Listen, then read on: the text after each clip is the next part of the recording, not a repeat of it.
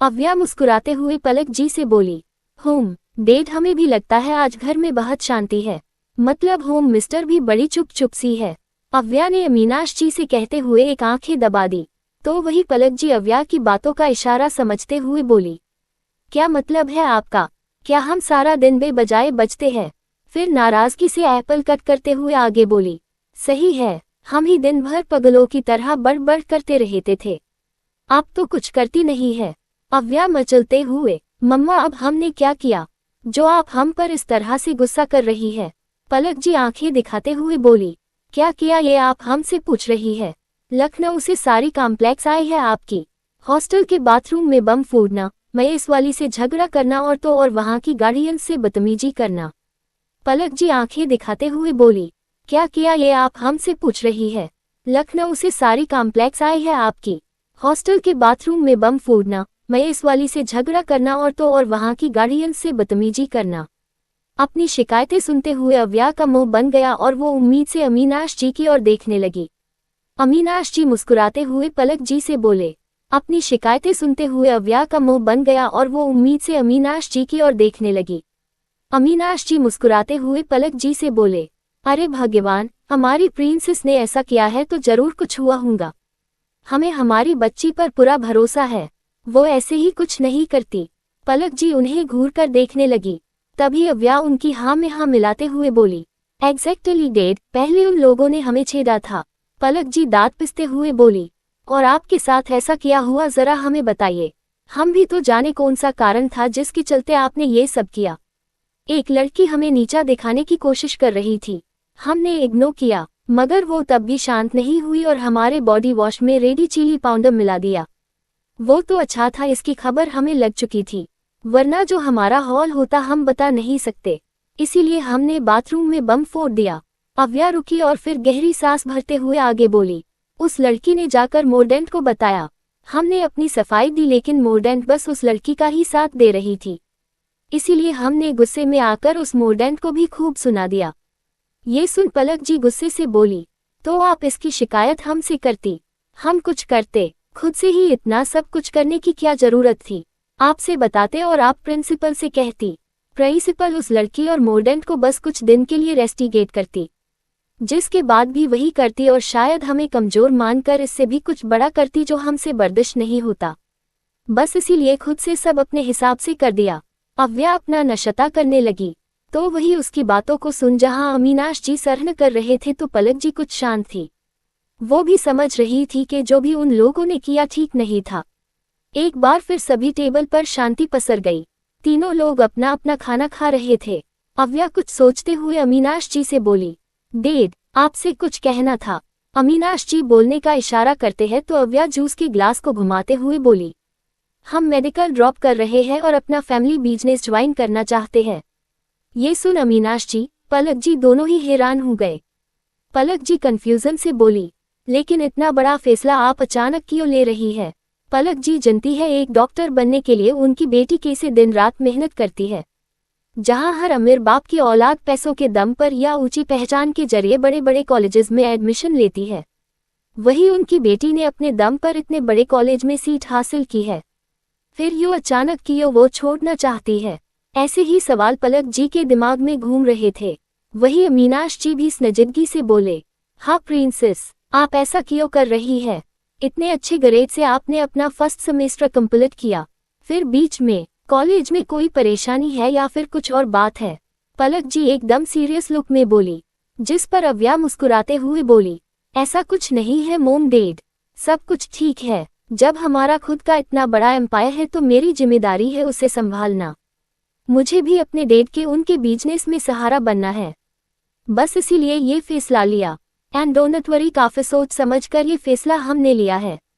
इतना बोल अव्या अमीनाश जी की ओर देख आगे बोली, डैड, आपको हमारे लिए फैसले से कोई प्रॉब्लम तो नहीं?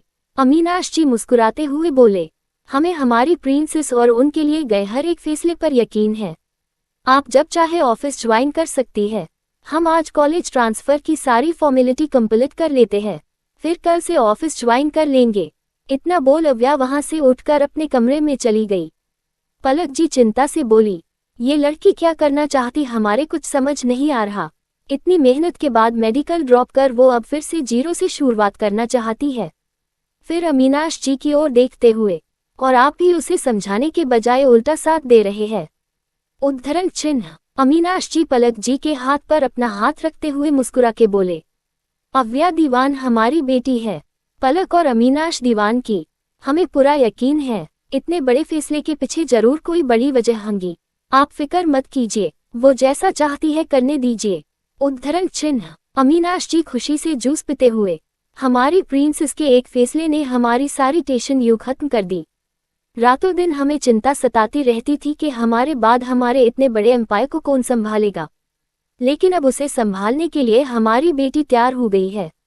उद्धरण चिन्ह। अमीनाश जी खुशी देख पलक जी भी मुस्कुरा दी। आखिर वो भी इस बात से वाकिफ थी। अमीनाश जी उठे और पलक जी के फोरहेड पर किस करते हुए बोले, अब हम चलते हैं, आज बहुत जरूरी डील होने वाली है जो हमारी इंडस्ट्री को 7 पोजीशन से इनक्रीज कर देंगी। उद्धरण चिन्ह। ये डील आपको जरूर मिलेगी। उद्धरण चिन्ह। पलक जी मुस्कुराते हुए कहा और फिर अमीनाश जी निकल गए। Indira Gandhi international airport, Delhi. दोपहर का वक्त। आसमान से उतरते हुए एक जेट रनवे पर आकर रुका, जिसके लैंड होते ही एक साथ कई काले कपड़े पहने आदमी हाथों में गन्स लिए निकले और पूरे एयरपोर्ट में काली चींटियों की तरह फैल गए। कुछ जेट के को घेर कर खड़े हो गए। उन आदमियों के बाद एक और शख्स निकला, grey 3 piece, muscular body, perfect नेम नक्श। उसने पहले सारी सुरक्षा देखी और फिर कान में लगे ब्लूटूथ के जरिए बोला, बॉस आ रहे हैं, बी अलर्ट। उद्धरण चिन्ह। फिर उसने अंदर कुछ इशारा किया जिससे किसी के चमचमाते जूतों ने अपने दर्शन दिए। उस शख्स के आने की खबर मिलते ही सारे गार्ड्स गन लोड किए खड़े हो गए। एक हसीन चेहरा अपने सूट को ठीक करते हुए बाहर निकला। Indira Gandhi international airport, Delhi. दोपहर का वक्त। ब्लैक 3 पीस सूट, उस पर ब्राउन ओवरकोट पहने एक आकर्षक इंसान बाहर निकला। जिम में घंटों मेहनत कर बनाई बॉडी, गोरा रंग, काली गहरी आंखें, खड़ी नाक, शार्प फेस, उस पर हल्की हल्की बियर्ड, कुल मिलाकर हैंडसम, डेशिंग मगर उतना ही खतरनाक औरा। उसने एक नज़र पूरे एयरपोर्ट पर घुमाए फिर आगे कदम बढ़ा दिए। उसी के पीछे सारे गार्ड्स चल दिए। एग्जिट एरिया में आते ही लोग मुंह खोले उसे देखने लगे। आखिर बंदा था भी तो देखने वाला है, फिर कोई क्यों ही ना देखे। मगर वो शख्स सभी को इग्नोर कर अपनी कार की ओर चला गया। उसके बैठे ही एक के बाद एक कारें हवा को चिरते हुए अपनी मंजिल की ओर निकल गई। कार के अंदर वो शख्स आंखें बंद किए बैठा था, तभी उसके असिस्टेंट का मोबाइल रिंग करने लगा। शो हो रहे नंबर को देख असिस्टेंट उस पीछे बैठे शख्स से बोला, बॉस, ओल्ड राठौर सर का कॉल है। बॉस, ओल्ड राठौर सर का कॉल है। उसने बहुत छोटा सा जवाब दिया, जिस पर असिस्टेंट थोड़ा परेशान होते हुए बोला, बॉस शायद कुछ जरूरी बात है। वो शख्स आंखें खोलते हुए, दादाजी से कहे दो, हम इवनिंग में मेंशन अजेगे। असिस्टेंट ने हाँ में सिर हिला दिया और वो शख्स विंडो से बाहर की ओर देखने लगा। असिस्टेंट ने हाँ में सिर हिला दिया और वो शख्स विंडो से बाहर की ओर देखने लगा। दीवान ग्रुप ऑफ इंडस्ट्री के आगे 4 से 5 बड़ी बड़ी कारें आकर रुकी, जिससे पहले तो गार्ड्स निकले और फिर वही एयरपोर्ट वाला शख्स। उसने एक नज़र पूरी कंपनी को देखा, तब तक एक आदमी उसके पास आते हुए बोला, इंडस्ट्री के आगे 4 से 5 बड़ी बड़ी कारें आकर रुकी, जिससे पहले तो गार्ड्स निकले और फिर वही एयरपोर्ट वाला शख्स। उसने एक नज़र पूरी कंपनी को देखा, तब तक एक आदमी उसके पास आते हुए बोला, हेलो मिस्टर अभय राठौर, मैं अमीनाश सर का असिस्टेंट आशीष। आइए अंदर चलते हैं। उद्धरण चिन्ह। अभय राठौर, उम्र 25 साल, बिजनेस वर्ल्ड के टॉप 10 की लिस्ट में पहली पोजीशन में आने वाले शख्स, जिसे पूरी दुनिया जानती है। इनकी एक झलक पाने के लिए लोग तरसते हैं। वैसे बात की जाए इन बिहेवियर की तो ये काफी शांत इंसान है। कम बोलना और प्रैक्टिकली परफॉर्म करना इनके रूल्स में से एक है। लेकिन इनकी एक और पहचान है और वो है एक माफिया, बोले तो माफिया किंग, जिसे कोई नहीं जानता सिवाय कुछ खास लोगों के। सभी कंपनी के अंदर बढ़ गए। अभय के कदम पड़ते ही काम कर रहा सारा स्टाफ अपनी जगह खड़ा हो गया। लड़कियां तो दिन थौ में बस इन हस्ती को देख रही थी, उनमें खुसुर फुसुर होने लगी। लेकिन अभय के आगे कोई कुछ नहीं बोला। सभी लिफ्ट से अमीनाश जी के केबिन की ओर बढ़ गए। जाते जाते आशीष जी सबसे मुस्कुराते हुए बोले, carry on, focus on your work everybody. तब कहीं जाकर सबको होश आया और वो अपने अपने काम करने लगे। लेकिन नजर अभी भी लिफ्ट की ओर बनी हुई थी। अमीनाश जी के केबिन में मीटिंग शुरू हो चुकी थी और कुछ ही देर में वो लोग नतीजे पर पहुंच गए। अमीनाश जी मुस्कुराने हुए सामने बैठे अभय से बोले। अमीनाश जी के केबिन में मीटिंग शुरू हो चुकी थी और कुछ ही देर में वो लोग नतीजे पर पहुंच गए। अमीनाश जी मुस्कुराने हुए सामने बैठे अभय से बोले। बिजनेस की दुनिया में सभी का सपना है यार एम्पायर के साथ काम करने का, लेकिन खुशकिस्मती से ये मौका हमें मिला। थैंक यू मिस्टर अभय। अभय जो अमीनाश जी के आगे बैठा था वो बिना किसी एक्सप्रेशन के बोला। इस प्रोजेक्ट में मुझे किसी भरोसेमंद वेल टैलेंटेड पार्टनर की जरूरत थी जो आपके साथ कोलैब कर मिल गई।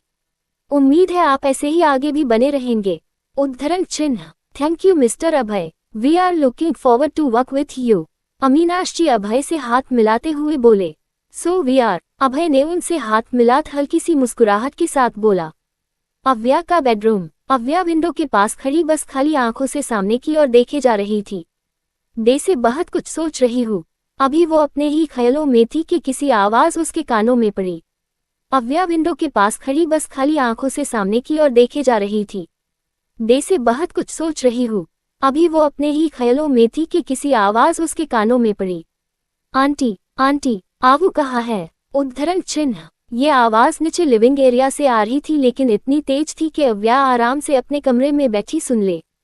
उसके होठों पर प्यारी से स्माइल आ गई और नामे सिर हिलाते हुए बोली। आ गई पागल। उद्धरण चिन्ह। पलक जी बोली। अपने कमरे है, जाऊं जाकर मिल लो। उद्धरण चिन्ह। कुछ ही पल में एक लड़की दनदनाते हुए अव्या के कमरे में घुस आए और खुशी से चिल्लाते हुए बोली।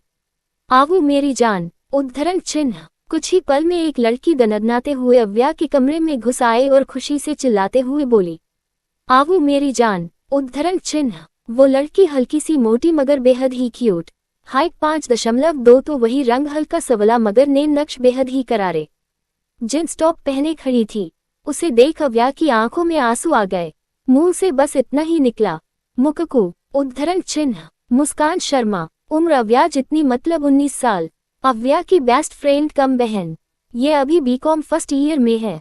बात करें इनके बिहेवियर की तो ये बहुत स्वीट है, साथ ही खाने की शौकीन भी। कोष्टक। और वो झट से जाकर उस लड़की यानी मुककू के गले लग गई। उसके आंसू थे कि रुकने का नाम ही नहीं ले रहे थे। जहन में बस वही पुरानी यादें चल रही थी, जिसे सोच सोच कर अव्या के आंसू और बढ़ जाते। फलेश बेक। आवो, तू मेरी बात समझ क्यों नहीं रही है? वो अक्षय तेरे लिए सही इंसान नहीं है। चिट कर रहा है वो तुझे। उद्धरण चिन्ह। अव्या के आगे खड़ी लड़की यानी मुस्कान उसे समझाते हुए बोली, लेकिन अव्या की आंखों में तो प्यार की पट्टी बंधी थी। अक्षय ने उसे ऐसे अपनी चाल में फंसाया था कि अव्या की दे से अच्छे बुरे का फर्क ही भूल गई। अपने प्यार के खिलाफ जाने वाले हर एक शख्स वो अपना दुश्मन मानने लगी और यही हाल मुस्कान का भी हुआ। वो अव्या को अक्षय की सच्चाई बता रही थी, लेकिन अव्या उसे ही सुनाते हुए बोली। मुककू, मैं तो तुझे अपनी बेस्ट फ्रेंड, अपनी बहन मानती थी, लेकिन तू मुझे अक्षय से दूर करने के लिए इस हद तक गिर जाएगी कभी नहीं सोचा था मैं। अरे अक्षय की गलती क्या है? यही कि वो मुझसे प्यार करता है, लेकिन उसके लिए इतना बड़ा इल्जाम। वो मुझे धोखा दे रहा है, मेरी प्रॉपर्टी हथियाना चाहता है। उद्धरण चिन्ह। हाँ आवू, ऐसा ही है। वो जैसा दिख रहा है वैसा है नहीं। वो तेरा यूज कर रहा है और जिस दिन उसका काम तुझसे खत्म हम जाएगा वो तुझे निकाल फेंकेगा अपनी जिंदगी से। मुस्कान इतना ही बोल पाई थी कि अव्या चिल्लाते हुए बोली। बस मुस्कान, बस। बहुत कह लिया तुमने और बहुत सुन चुकी हूँ मैं, लेकिन अब एक और शब्द नहीं। मैं अक्षय के खिलाफ एक शब्द भी बर्दाश्त नहीं करूंगी। अब आगे ये सच्चाई है आवू। उस कमीने ने तुझे अपने झूठे प्यार में फंसा लिया है और तू फांसती चली जा रही है। मेरी बात का यकीन मान, मेरी जान में सच बोल रही हूँ। वो इंसान तेरे लिए सही नहीं है, वो तेरा यूज। मुस्कान इतना ही बोली थी, एक थप्पड़ उसके गालों पर पड़ा। हाथ गाल पर चले गए। आंखों में आंसू लिए वो अव्या को देखने लगी, जो गुस्से से उबल रही थी। उसकी आंखों में मुस्कान अब दुश्मन लग रही थी, जिसे वो फूटी आंखें भी नहीं देख सकती थी। अव्या दांत पिसते हुए बोली, तू मेरी दोस्त थी इसीलिए कुछ नहीं कहा, लेकिन आगे अब एक शब्द भी नहीं। मुझे तुझ जैसी दोस्त नहीं चाहिए। चली जा मेरी नजरों के सामने से, इस पहले कि मैं कुछ गलत कर बैठूं। उद्धरण चिन्ह। इतना बोल अव्या ने मुस्कान से मुंह फेर लिया। मुस्कान की आंखों से आंसू झरझर गिरने लगे, पर फिर खुद संभालते हुए बोली, तू मुझे सहेली नहीं मानती ना सही, लेकिन मैं तुझे अपनी बहन मानती। जान मानती और अपनी जान की हिफाजत में अपनी जान से भी ज्यादा करूंगी। उद्धरण चिन्ह। इतना बोल मुस्कान रोते हुए चली गई, वही अव्या भी रो पड़ी। मुस्कान चली गई, उसने अक्षय का असली रूप देख लिया था और वही समझाने के लिए अव्या के आस आई थी, लेकिन अव्या ने उस पर यकीन नहीं किया। अब मुस्कान अक्षय के बारे में सब जानती थी, जो अक्षय के लिए बड़ा खतरा साबित हो सकता था, इसीलिए उसने मुस्कान को अपने रास्ते से हटाने का प्लान बनाया। जिस दिन मुस्कान अव्या से मिलकर अपने घर की ओर बढ़ रही थी, उसी रास्ते में उसे एक्सीडेंट हो गया, जिसमें मुस्कान हमेशा के लिए सो गई। Flashback and present. उन पलों को याद कर अव्या सिसक उठी। मुस्कान उसे खुद से अलग कर बोली, ओए इतना क्यों रो रही है? लखनऊ ही गई थी, अपने ससुराल नहीं। उद्धरण चिन्ह। अव्या मासूम सी शक्ल बनाते हुए बोली, मेरा तो ठीक है, लेकिन तू क्यों गंगा जमुना बहा रही है? उद्धरण चिन्ह। मुस्कान अपने आंसू साफ करते हुए बोली, कुछ नहीं यार, बस इतने दिन बाद तुझे देखा है ना, इसीलिए ये बेह निकले। यार इन दिनों तुझे बहुत मिस किया, वो ये आगे भी बहुत मिस करूंगी। उद्धरण चिन्ह। उसकी अब जरूरत नहीं है, मैं अब दिल्ली में ही रहूंगी, मोम डैड और तेरे साथ। उद्धरण चिन्ह। अव्या ने मुस्कुराते हुए कहा तो मुस्कान कंफ्यूज होते हुए बोली, क्या मतलब? उद्धरण चिन्ह। अव्या मुस्कान का हाथ पकड़ खुशी से बोली, मैंने मब्स ड्रॉप कर दिया और अपना फैमिली बिजनेस ज्वाइन कर रही हूँ। और सबसे बड़ी खुशी की बात, मैंने भी उसी कॉलेज में बीकॉम का एडमिशन लिया है जहां से तू कर रही है। उद्धरण चिन्ह। मुस्कान हैरानी से, व्हाट? तूने मब्स ड्रॉप कर दिया? और इतना बड़ा डिसीजन तूने आखिर क्यों लिया, जानते हुए भी डॉक्टर बनना तेरा बिग ड्रीम है? उद्धरण चिन्ह। मुस्कान गुस्से से बोली तो अव्या विंडो से बाहर देखती हुई बोली, जानती हूँ, लेकिन कभी कभी हमारे सपनों से ज्यादा कुछ चीजें इम्पोर्टेंट हो जाती है, बस इसीलिए ये कदम उठाया और अब तू कोई सवाल नहीं पूछेगी। उद्धरण चिन्ह। ठीक है, नहीं करती कोई सवाल, बस इतना बता दे, कॉलेज कब आ रही है? भाई हमें भी आपके साथ अपना कॉलेज लाइफ एंजॉय करना है। इस बार अव्या थोड़ा सख्ती से बोली, क्या मतलब? कहीं ऐसा तो नहीं तू कॉलेज रेगुलर नहीं कर रही है? उद्धरण चिन्ह। अव्या अंदाजा लगाते हुए बोली, जिसके जवाब में मुस्कान मुंह बनाते हुए बोली, अब अकेले जाके करती भी क्या? तू चली गई थी मुझे छोड़कर लखनऊ, अपने ड्रीम को पूरा करने, पूछे रह गई मैं अकेली तन्हा, और तेरे बिना तो मैं अधूरी हूँ, मेरे कांड अधूरे है। उद्धरण चिन्ह। मुस्कान ने एक आंख दबा दी, जिस पर अव्या उसे मारने के लिए आगे बढ़ी और मुस्कान खुद को बचाने के लिए इधर उधर दौड़ने लगी। कुछ देर बाद दोनों बेड पर पड़े थे। अव्या सीलिंग को देखते हुए बोली, कल तो ऑफिस ज्वाइन करना है और कॉलेज भी कुछ इम्पोर्टेंट क्लास लेने ही होंगी। उद्धरण चिन्ह। मुस्कान बस बोली, फिर आगे कुछ सोचकर बोली, आवो, कल तू ऑफिस ज्वाइन कर रही है तो चलना, मॉल चल के शॉपिंग कराते हैं, मुझे भी कॉलेज के लिए शॉपिंग करना है। उद्धरण चिन्ह। अव्या कुछ नहीं बोली तो मुस्कान जिद करते हुए, यार चलना, मेरी राम प्यारी भी तेरा वेट कर रही है, हर दिन मुझसे शिकायत करती रहती है, आवो कब आएगी कब आएगी, चलना। उद्धरण चिन्ह। अव्या मुस्कान की शक्ल देख हंस पड़ी, उसके सिर पर टिपली मारते हुए बोली, चल ठीक है, मैं रेडी हूँ, करती हूँ। उद्धरण चिन्ह। जोर जोर, कहाँ जा रही है आप दोनों? उद्धरण चिन्ह। पलक जी मुस्कान और अव्या को रोकती हुई बोली, जिस पर अव्या बोली, मोम थोड़ी शॉपिंग करनी थी, इसीलिए मॉल जा रहे हैं हम दोनों। ठीक है, आप है, हमारे पीछे आइए। उद्धरण चिन्ह। कहते हुए पलक जी आगे बढ़ गई। मुस्कान और अव्या एक दूसरे को देखते हुए कंधे उचका दिए। पलक जी ने एक और आवाज लगाई, जिससे दोनों हड़बड़ा के भागे। अव्या पलक जी के आगे खड़ी हो गई। पलक जी ने मंदिर में रखी थाल उठाई, उसमें से एक पीला धागा जिसमें 2-4 मीडियम साइज के घुंघरू लगे थे। पलक जी अव्या से बोली, अपना दाहिना हाथ आगे कीजिए। उद्धरण चिन्ह। अव्या एक नजर उस पीले धागे को देखते हुए हाथ आगे कर बोली, ये क्या है मोम, और आप इसे मुझे क्यों पहना रही है? उद्धरण चिन्ह। ज्यादा सवाल नहीं, बस इतना जान लीजिए, ये धागा आपकी सुरक्षा के लिए पहना रहे हैं, इसीलिए उतारने की सोचना भी मत, वरना हमसे बुरा कोई नहीं होगा। उद्धरण चिन्ह। पर मोम। उद्धरण चिन्ह। अव्या परेशान होकर बोली तो पलक जी आंखें दिखाते हुए कहा, ना सवाल नहीं, अब आप जाइए, और एक बात, कोई शैतानी। समझ गई आप दोनों? अव्या और मुस्कान एक साथ, जी होम मिस्टर। उद्धरण चिन्ह। फिर वो दोनों हंस दी और छोटी सी मुस्कान पलक जी के होठों पर भी तीर गई। अव्या और मुस्कान बंगलों से निकलकर मुस्कान की राम प्यारी मने रेड स्कूटी पर सावर होकर मॉल के लिए निकल गई। इवनिंग का टाइम। अभय की कार। जी दादाजी, बस मेंशन ही आ रहा हूँ। अभय कॉल पर बात करते हुए बोला, जिस पर सामने से रोबदार आवाज आई, मिलने नहीं, हम तुम्हें अपने पास रहने के लिए बुला रहे हैं अभय।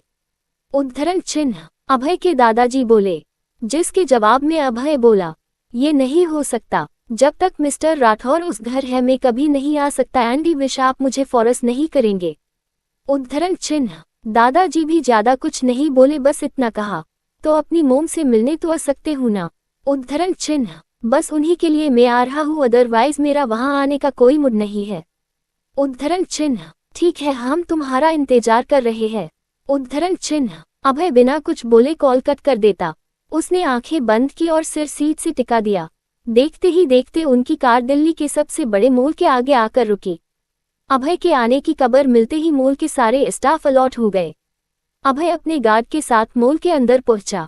उसके आने की खबर मिलते ही मॉल को खाली करवाया जा रहा था, जिससे लोग दूसरे साइड से मॉल के बाहर मिल रहे थे। अभय मॉल के 3rd फ्लोर की ओर बढ़ गया, जो गोल्ड और डायमंड का सेक्शन था। उसी साइड मुस्कान और अव्या भी घूम रहे थे। अव्या झुंझुलाते हुए बोली, अब बताइएगी भी, हम इस सेक्शन में खाली पीली क्यों घूम रहे हैं। उद्धरण चिन्ह। मुस्कान शॉप के नाम पढ़ते हुए बोली, यार माँ ने मुझे ऑर्डर की रिंग क्लेकेट करने के लिए कहा है, बस वही कर रही हूँ। उद्धरण चिन्ह। अरे तो इतनी देर से तू सारी शॉप को घूर क्यों रही है? जिस शॉप से क्लेकेट करनी है वही चल और उठा ले। मुस्कान जबरदस्ती के दांत दिखाते हुए बोली, वो क्या है ना, मैं शॉप का नाम भूल चुकी हूँ। उद्धरण चिन्ह। अव्या ने माथा पिट लिया। वही मुस्कान अपनी मोम को कॉल पे कॉल ट्राई कर रही थी, लेकिन उसकी मोम मदद से मजबूर मोबाइल साइलेंट कर भूल गई। अव्या अपना मोबाइल निकालते हुए, मैं अंकल को कॉल करती हूँ, वो आंटी के साथ होंगे तो बात हो जाएगी। उद्धरण चिन्ह। मुस्कान ने हाँ में सिर हिला दिया। अव्या कॉल लगाकर एक साइड चली, तब तक गार्ड भी आ गया बाकी के लोगों को निकालने के लिए। मुस्कान उदासी से मोबाइल को देख रही थी, तभी अव्या बोली, पता चल गया है, लक्ष्मी ज्वेलर्स के यहाँ से रिंग उठानी है। उद्धरण चिन्ह। मुस्कान की खुशी दुगनी, वो झट से अव्या के गले गई। यार तू तो हर प्रॉब्लम का सोल्यूशन अपने पास रखती है, I am proud of you. उद्धरण चिन्ह। अब जल्दी चल, पता नहीं क्यों लेकिन सारे गार्ड्स मॉल खाली करवा रहे हैं, हम अपना काम कर निकलते हैं। उद्धरण चिन्ह। मुस्कान ने हाँ में सिर हिला दी। फिर अव्या और मुस्कान ज्वेलरी शॉप की ओर बढ़ गए। जहां से वो गए वहीं से अभय भी गुजरा, लेकिन अचानक उसके कदम रुक गए और आंखें पुरसुकून के साथ बंद हो गई। घुंघरू की झनकार कानों से होते हुए दिल तक पहुंच गई। दे से ही आवाज कम हुई, दिल बेचैन हो उठा। उसने झट से आंखें खोली और इधर उधर देखने लगा, जहां दूर दूर तक कोई नहीं था। क्या हुआ बॉस? Everything is okay. उद्धरण चिन्ह। अभय को जब कोई नहीं दिखा तो उसने सिर झटका और लक्ष्मी ज्वेलर्स की ओर रुख मोड़ लिया।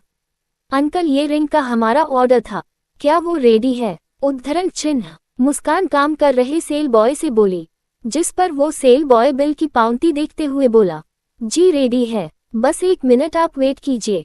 उद्धरण चिन्ह। कहता हुआ वो वहां से चला गया। इसी शॉप में अभय भी आया तो शॉप ओनर उसके वेलकम के लिए आते हुए बोला, अरे मिस्टर अभय, आइए बैठिए, आपने क्यों तकलीफ की, मैं आपका ऑर्डर खुद ले आता। उद्धरण चिन्ह। अभय पास लगे सोफे पर बैठते हुए बोला, आपको जो ऑर्डर दिया था वो रेडी है। उद्धरण चिन्ह। अभय सीधे काम की बातें करते हुए बोला, शॉप का ओनर भी जनता था ये शख्स ज्यादा बात नहीं करता, इसीलिए वो भी हल्का सा मुस्कुराते हुए बोला, जी सर रेडी है, मैं अभी लेकर आता हूँ। उद्धरण चिन्ह। कहता हुआ वो चला गया। अभय मोबाइल में बिजी हो गया। वही उसके पीछे साइड अव्या और मुस्कान खड़ी सामने लगी बड़ी एंड हेवी ज्वेलरी देख रही थी। मुस्कान दिल पर हाथ रखते हुए बोली, हाय कितना सुंदर डिजाइन है, मेरा मन तो शादी करने का हो रहा है। उद्धरण चिन्ह। अव्या मुंह बनाते हुए, डिजाइन अच्छा है समझ आया, लेकिन तेरी शादी वाली बात कुछ पल्ले पड़ी नहीं।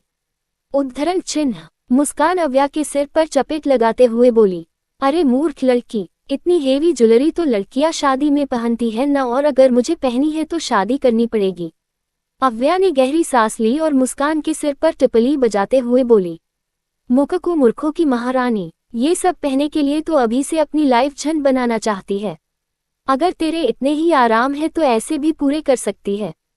उद्धरण चिन्ह। मुस्कान सिर खुजाते हुए, वो कैसे बुद्धिमान लड़की। उद्धरण चिन्ह। Wait and watch. उद्धरण चिन्ह। उनके कुछ ही दूसरी पर बैठा अभय उसके कानों में एक बार फिर घुंघरू की झनकार पड़ने लगी। अभय फिर बेचैन हो उठा। उसने इधर उधर नजर दौड़ाई तो आवाज पीछे से आ रही थी। अभय पीछे पलटा जहां नजर मिरर के आगे खड़ी दो लड़कियों पर गई, एक जो गहने ट्राई कर रही थी और दूसरी उसकी हेल्प। देखते ही देखते अभय निधा हेल्प कर रही लड़की के हाथ में पहने पीले धागे और घुंघरू पर गई, जो उस लड़की के हलचल करने से एक दूसरे से टकरा कर छन छन करते। अभय उस लड़की का चेहरा देखने के लिए बेचैन हुआ था, मगर देख पता उससे पहले मोबाइल रिंग करने लगा। दे से ही नजर हटी और दूर घटना घट गई। आवो यार, मैं इतनी खूबसूरत लग रही हूँ, देख सरा। अव्या उसके सिर पर टपली बजाते हुए, बस भी कर, अब क्या खुद ही नजर लगाएगी। उद्धरण चिन्ह, हम बात तो सही है। उद्धरण चिन्ह। मुस्कान अपने आप को शीशे में देखते हुए बोली। थोड़ी ही देर में दोनों ने रिंग क्लिकेट की और शॉप से निकल गई। यहाँ अभय जब कॉल से बात करने बाद दोबारा उस और देखता है तो अब वहाँ कोई नहीं था, जिससे अभय की मुठ्ठियां बंद गई और चेहरे पर बेचनी झलक उठी। सर, ये रहा आपका दिया डायमंड, बड़ी ही खूबसूरती से इसे कंगनों में पिरोया है। उद्धरण चिन्ह। ऑन एक बॉक्स अभय के आगे कर देता है। अभय उन कंगनों के देखता है जिसमें छोटे छोटे वाइट डायमंड के साथ बीच में खूबसूरत रेड डायमंड लगा था। अभय ने बॉक्स अपने असिस्टेंट को थामा दिया और पेमेंट कर निकल गया। कुछ देर बाद दिल्ली रोड। यार, ये दिल्ली में भी आजकल बहुत ट्रैफिक लगने लगा है, पता नहीं ये ट्रैफिक पुलिस वाला क्या रहा है। उद्धरण चिन्ह। मुस्कान चिढ़ते हुए बोली तो अव्या उसे समझा के बोली, तू इतना खोल क्यों रही है। उद्धरण चिन्ह। खोलू नहीं तो क्या, भानगा करो, इतनी तेज भूख लगी है, अब लगता है मैं बेहोश ही हो जाऊंगी। उद्धरण चिन्ह। अव्या हंसते हुए बोली, अभी अभी तो तूने सैंडविच और आइसक्रीम खाई थी। उद्धरण चिन्ह। मुस्कान मुंह बनाते हुए, उतने में क्या होता है, और तू जानती है मुझे थोड़ी थोड़ी देर में भूख लगती है। उद्धरण चिन्ह। हाँ, मेरी पेटू जनती हूँ, तुझे भूख कब लगती है। उद्धरण चिन्ह। दिल्ली की सड़कों में ट्रैफिक लगा था और उसी ट्रैफिक में अभय की कार फंसी थी। अभय लेपी में कुछ काम कर रहा था कि अचानक उसके कानों में फिर वही घुंघरू की छानकार पड़ी, जिसे सुनते ही उसकी आंखें एक बार फिर सुकून से बंद हो गई। दिल एक बार फिर शोर करने लगा, मगर खुद को कंट्रोल कर अभय विंडो से आसपास देखने लगा, जहां नजर रेड स्कूटी पर पड़ी और आगे बैठी उस घुंघरू पीले धागे वाली लड़की पर। अभय फिर उस लड़की को देखने की कोशिश करने लगा, लेकिन सिर पर हेलमेट लगा होने से देख नहीं पाया। ट्रैफिक क्लियर हुआ और सभी गाड़ियां अपनी अपनी दिशा मुड़ गई और ये दीदार फिर अधूरा रह गया। राठौर मैंशन। दिल्ली के मशहूर घराने राठौर फैमिली का आशीना। जमीन के बड़े अहाते बना ये 4 मंजिला इमारत सच में बेहद ही खूबसूरत और लाजवाब है। मैंशन के अंदर सभी लोग कामों के उलझे थे, जैसे किसी के आने की तैयारी चल रही हो। तभी मैंशन के आगे 4 से 50 गाड़ियां एंटर हुई, जिसके आने की खबर मैंशन वालों को हो गई। गाड़ियों से गार्ड निकले और तीतर बीतर हो गए। बटलर ने एक कार का डोर ओपन किया, जिससे अभय अपने कोट को सही करता हुआ बाहर निकला और सीधा घर के दरवाजे की ओर बढ़ गया। गेट के पास कुछ लोग खड़े थे, जैसे अभय के स्वागत के लिए ही खड़े हो। जिनमें से एक औरत हाथों में आरती की थाल लिए अभय के पास आए। अभय उन्हें रोकते हुए बोला, मोम, आप जानती है मुझे ये सब बिल्कुल नहीं पसंद नहीं। उद्धरण चिन्ह। जानते हैं, लेकिन हमारे बेटे इतनी बड़ी जीत के बाद घर रहे हैं, स्वागत तो हम करेंगे, जिसमें आप भी हमें नहीं रोक सकते। उद्धरण चिन्ह। अभय कुछ नहीं बोला। उस औरत ने आरती की। अभय ने उनके पैर छू लिए और फिर अपने दादाजी के पास आकर उनके भी पैर छूकर आशीर्वाद ले लिया। अंदर आकर अभय लिविंग एरिया में बैठ गया। सब वहां आकर बैठ गए। Congratulations Abhay for achieving such great success. उद्धरण चिन्ह। एक लड़का अभय के गले लगते हुए खुशी से बोला, जिस पर अभय भी हल्का सा मुस्कुराते हुए उस लड़की से बोला, थैंक यू भाई, अरे अरे मैं भी हूँ यहाँ। उद्धरण चिन्ह। इतना कहते हुए एक और लड़का बंदर की तरह अभय से लिपट गया। कॉन्ग्रेचुलेशंस अन, मुझे पहले ही पता था ये डील आपको ही मिलेगी। उद्धरण चिन्ह। अभय उस लड़के से इरिटेट होने लगा और अगले ही पल उसे खुद से दूर सोफे पर फेंक अपने कोट को झाड़ने लगा, जिस पर वो लड़का मुंह बनाते हुए बोला, मैं कोई नाली से उठकर नहीं आया हूँ जो आप अपने कोट इस तरह झाड़ रहे हैं। उद्धरण चिन्ह। अभय उसे घूरते हुए, लास्ट टाइम समझा रहा हूँ अंकित, मुझसे ऐसे चिपका मत करा कर, वरना मुझसे बुरा कोई नहीं होगा। उद्धरण चिन्ह। अंकित धीरे से, आपसे बुरा कोई हो भी नहीं सकता, अकदूर राठौर हूँ। उद्धरण चिन्ह। अभय के दादाजी और हेड ऑफ राठौर फैमिली। उम्र 76 साल। इसकी श्रीमती 62 सालों पहले ही दुनिया से दूर चली गई और ये रह गए उनकी यादों में तड़पने के लिए। अशोक राठौर, इनकी उम्र यही कोई 55 साल होंगी। राठौर की रेट्रा के सेओ। इन पत्नी विभव राठौर, इनके 2 बेटे और 1 बेटी है। बड़े बेटे साधना राठौर, उम्र 49 साल, स्वभाव की काफी अच्छी है। इन दोनों के 2 बच्चे हैं। बड़ा बेटा उम्र 27 साल, हैंडसम एंड पोलाइट, अपना फैमिली बिजनेस संभाल रहे हैं। दूसरा बेटा खुद अमर राठौर, अभय राठौर, जिसके बारे में आप सब जान चुके हैं, इसीलिए आगे बढ़ते हैं। जो आज से करीब 18 साल पहले कार एक्सीडेंट में अपनी पत्नी विवेक राठौर, अशोक जी के दूसरे बेटे के साथ मारे गए। दोनों का एक बेटा भी था जो उस वक्त बच निकला। मेनका राठौर, अंकित राठौर, सिर्फ 2 साल का था जब माँ बाप का साया सिर से उठ गया। जब विभव जी और साधना जी ने इसे अपने बेटे के रूप ले लिया और तब से अंकित उन्हें ही अपने पेरेंट्स मानने लगा। कहानी में भले ही अंकित ने धीरे से कहा हूँ, लेकिन वहां मौजूद सभी से ने सुन लिया और खिलखिला उठे। साधना जी उस सब को रोकते हुए बोली, अरे बस बस, अब मेरे बच्चे को परेशान मत करो। अभय बेटा पहले फ्रेश हो जाऊं, हम आपके लिए खाना लगाते हैं। उद्धरण चिन्ह। अमय अपना ऑफिस बैग उठाते हुए बोला, ठीक है एवरीवन, अब हम ऑफिस के लिए निकलते हैं, पहले ही लेट हो चुके हैं। भैया। उद्धरण चिन्ह। अमय दादाजी के पैर छूकर फिर अभय के गले लगकर मेंशन से चला गया। अभय भी अपने कमरे में आकर फ्रेश होने चला गया। कुछ देर बाद वो सब खाने की टेबल पर बैठे थे। सब मौजूद थे सिवाय वैभव जी और अमय के। साधना जी अभय को खान देने को हुई उससे पहले ही अभय अपने पॉकेट से वही कंगन का बॉक्स निकाल साधना जी के हाथों में रखते हुए बोला, मोम ये आपके लिए। उद्धरण चिन्ह। साधना जी ने बॉक्स खोलकर देखा तो उस बेहद ही खूबसूरत हीरे के कंगन थे। पास से अंकित भी उस बॉक्स में झांकते हुए बोला, भाई ये तो वही डायमंड है ना जो आपने लंदन में हो रहे एग्जीबिशन से खरीदा था। उद्धरण चिन्ह। अभय ने बस हाँ में सिर हिला दिया। वही साधना जी मुस्कुराते हुए उन कंगन को देख रही थी। तभी दादा ही बोले, साधना बेटा कंगन पहन कर तो दिखाऊं, ऐसे लेकर क्यों खड़ी हूँ। उद्धरण चिन्ह। साधना जी मुस्कुराते हुए बोली, कुछ नहीं पापा, बस यही कि ये कंगन मेरे अभय की होने वाली वाइफ पर कैसे लगेंगे। उद्धरण चिन्ह। ये सुन अंकित मुंह दबाए हंस दिया तो वही अभय साधना जी के हाथों से कंगन लेते हुए उन्हें पहनाता हुआ बोला, ये सिर्फ आपके लिए है इसीलिए आप ही पहनिए। कोई कुछ नहीं बोला और फिर खाना खाने बैठ गए। अंकित खाते हुए कुछ याद करता हुआ बोला, भाई क्या मैं आपकी कंपनी ज्वाइन कर सकता हूँ। उद्धरण चिन्ह। अभय बिना उसकी ओर देखे, कि यो मिस्टर राठौर ने तुझे भी निकाल दिया। उद्धरण चिन्ह। नहीं भाई, मुझे बस आपके साथ काम करना था इसीलिए पूछ लिया। एंड आई एम श्योर आप मना नहीं करेंगे। उद्धरण चिन्ह। अभय बिना किसी भाव के अंकित की ओर देखते हुए बोला, मेरे साथ काम करने लिए सिफारिश की नहीं टैलेंट की जरूरत होती है। उद्धरण चिन्ह। अंकित मुस्कुराते हुए, फिर तो आप बेफिक्र रहिए क्योंकि मेरे अंदर टैलेंट कूट कूट के भरा है। उद्धरण चिन्ह। अभय भी नॉर्मली बोला। उद्धरण चिन्ह। ठीक है फिर इंटरव्यू के लिए रेडी रहना जो मैं खुद लूंगा। ओके। उद्धरण चिन्ह। अभय इंटरव्यू लेंगा ये सुन अंकित बुरा सा मुंह बनाते हुए बोला, ये इंटरव्यू लेंगे मतलब सारा आत्मविश्वास गया तेल लेने। उद्धरण चिन्ह। खुद से बातें करना बंद करो और मुझे कोसना भी। उद्धरण चिन्ह। अभय बिना अंकित की ओर देखे बोला तो अंकित चुपचाप खाना खाने लगा। साधना जी अपने दोनों बच्चों को यूं लड़ता देख होले से मुस्कुरा दी और कुछ यही हाल दादाजी का भी था। सब खाना खा रहे थे कि तभी वैभव जी किसी से कॉल पर बातें करते हुए मेंशन के अंदर आ गए। उन्होंने एक नज़र डाइनिंग टेबल पर बैठे अभय पर डाली जो चुपचाप खान खा रहा था। वैभव जी अपने कमरे की ओर निकल गए। यहाँ अभय खाना खत्म कर उठा और साधना जी और देखते हुए बोला, मोम अब मैं पैलेस वापस जा रहा हूँ।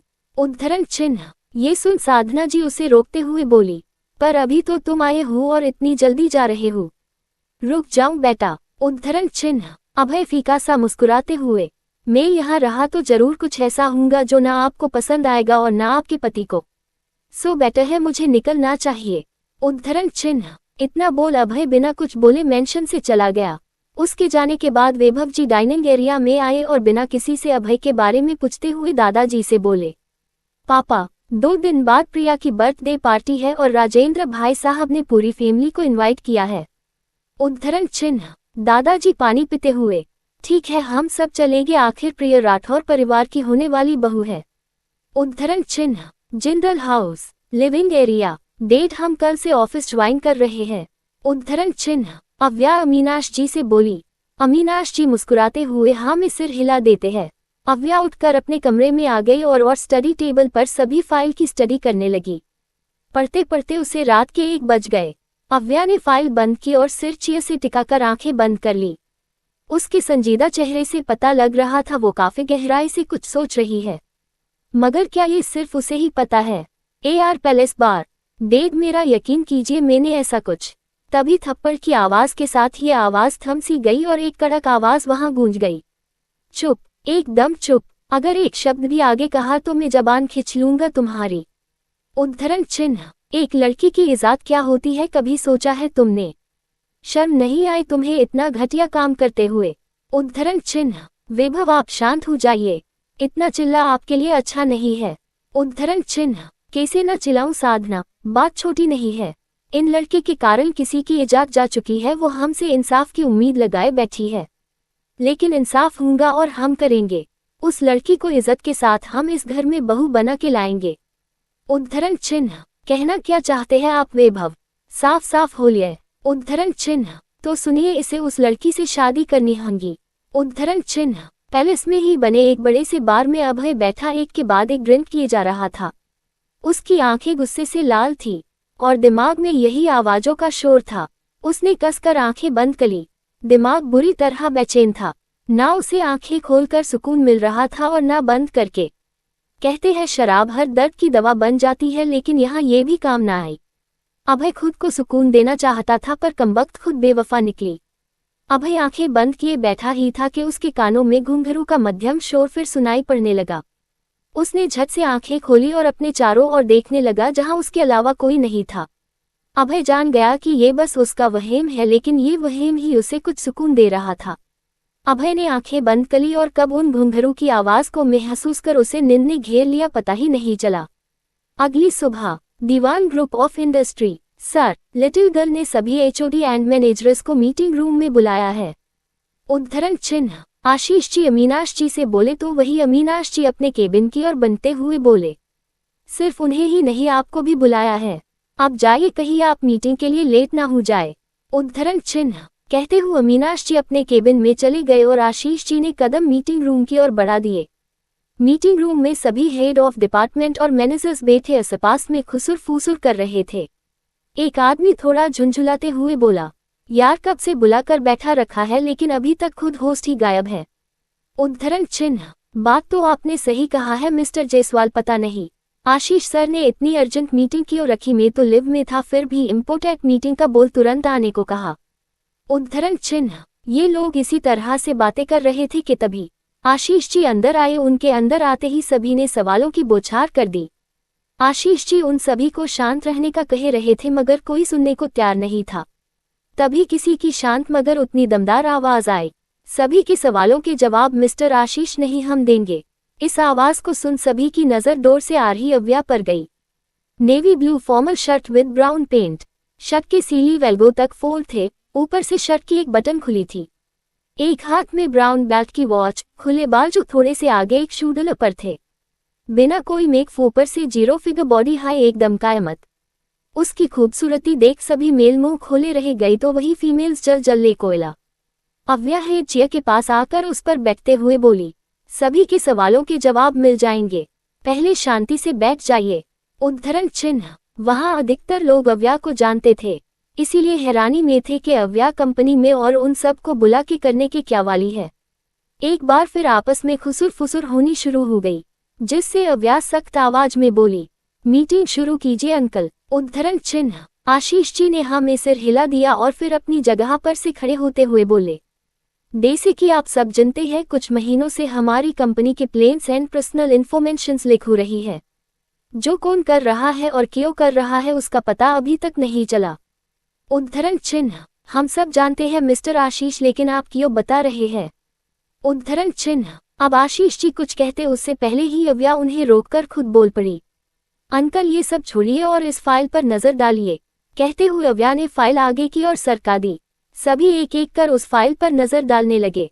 अव्या अपनी जगह से उठी और चेयर के आसपास घूमती हुई बोली, मिस अवनी, जहां तक हम जानते हैं मिस्टर भत्रा हमारी अकाउंटिंग संभालते हैं ना। बीच ने इसमें कहा लॉस हो रहा है और कहा profit. Am right. Avya Avni की ओर देखने लगी जो अमीनाश जी की सेक्रेटरी है। वो हाँ में सिर हिला देती है तो अव्या मिस्टर भत्रा की ओर देखते हुए आगे बोली, सो मिस्टर भत्रा, हमारे पास पिछले 6 महीने का रिकॉर्ड है, जिसके अकॉर्डिंग हमें पहले 1 महीने में ज्यादा नहीं पर 50 लाख का नुकसान हुआ था। उद्धरण चिन्ह। तभी मिस्टर भत्रा उसे बीच में टोकते हुए बोले, 1 minute ma'am, let me correct it. जहां 50 लाख का लॉस हुआ तो वही कंपनी को इसके 10 गुना रिफंड भी मिला था। उद्धरण चिन्ह। अव्या मुस्कुराते हुए अपने दोनों हाथ टेबल पर टिकाकर बोली, ठीक है आपकी बात मान ली, बट हर बीतते महीने में ये लॉस डबल क्यों हो रहा है? क्योंकि जहां तक हम जानते हैं मार्केट में हमारे हर एक प्रोडक्ट की काफी डिमांड है तो लॉस होने का सवाल ही नहीं उठता। अब आगे मिस्टर भत्रा कुछ कहते उससे पहले ही अवनी बोल पड़ी, वो मेम। उद्धरण चिन्ह। अव्या गुस्से से अवनी की ओर देखते हुए, आप मिस्टर भत्रा है? उद्धरण चिन्ह। अवनी ना में सिर हिला देती है जिस पर अव्या कड़क आवाज में, तो जिससे सवाल किया जा रहा है उसे ही बोलने का मौका दीजिए। उद्धरण चिन्ह। अव्या फिर मिस्टर भत्रा से, तो मिस्टर भत्रा बोलिए, हम सब सुन रहे हैं। उद्धरण चिन्ह। मिस्टर भत्रा ने बोलना शुरू किया, मेम, मार्केट में हमारे प्रोडक्ट की डिमांड है, I know doubt, but loss हमें क्यों हो रहा है? इसका सबसे बड़ा रीजन प्रोडक्ट बाबने में यूज होने वाले महंगी सिमरी, जिसकी हाई क्वालिटी एंड बढ़ती मार्केट में महंगा होने का कारण हमें उतना प्रॉफिट होता जरूर है, लेकिन न्यू प्रोडक्ट बनाने में उससे कई ज्यादा इन्वेस्ट लग जाता है, यही प्रॉब्लम है इतने लॉस की। उद्धरण चिन्ह। अव्या में सिर हिलाते हुए, ये बात है। अच्छा मिस्टर भत्रा, कुछ दिन पहले दिल्ली के विप एरिया में आपने बंगलो लिया है और कुछ महीनों पहले शहर से दूर प्रॉपर्टी। उद्धरण चिन्ह। अव्या इस सवाल पर सभी कंफ्यूजन में एक दूसरे को देखने लगे। आशीष जी भी हैरानी से खुद में बड़बड़ गए, ये लिटिल गर्ल कैसे सवाल कर रही है? उद्धरण चिन्ह। आपने जवाब नहीं दिया मिस्टर भत्रा। उद्धरण चिन्ह। अव्या आईब्रो उचकती हुई बोली, मिस्टर भत्रा पूरा पसीने से भीग गया, डर के कारण उसका ग्लास उचकने लगा। फिर भी वो लड़खड़ाती जबान से बोला, आप मुझ पर शक कर रही है? ये जानते हुए भी मैं इस कंपनी में इतने सालों से काम कर रहा हूँ। मिस्टर अमीनाश मुझ पर कितना भरोसा करते हैं। नहीं, मैं अब और यहाँ नहीं रुक सकता, जा रहा हूँ मैं, और बेइज्जती करवाने का शौक नहीं है मुझ में। उद्धरण चिन्ह। कहते हुए वो निकलने को हुआ मगर गार्ड ने उसे रोक दिया। अव्या के एक इशारे पर कमरे की लाइट डिम हो गई और प्रोजेक्टर ऑन हुआ, जिससे सभी की नजर प्रोजेक्टर पर चल रहे मिस्टर भत्रा के बेईमानी पर चला गया। उन्होंने में कितना पैसा कंपनी से उड़ाया, कितने ऐसे काम किए जिससे उन्हें फिर फायदा हुआ और कंपनी को नुकसान। आशीष जी भी मिस्टर भत्रा की ओर गुस्से से घूरने लगी। आखिर जिस इंसान को वो ईमानदार समझ रहे थे वो इतना बड़ा चोर निकला। बाकी सबका भी यही हाल था।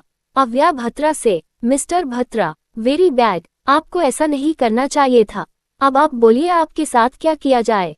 उद्धरण चिन्ह। प्लीज मैम, मुझे माफ कर दीजिए, मैं अब ऐसा नहीं करूंगा, प्लीज वन मोर चांस। उद्धरण चिन्ह। अव्या अपनी चेयर पर बैठते हुए, आपने हमारे धोखा किया है मिस्टर भत्रा, सजा तो मिलकर रहेगी।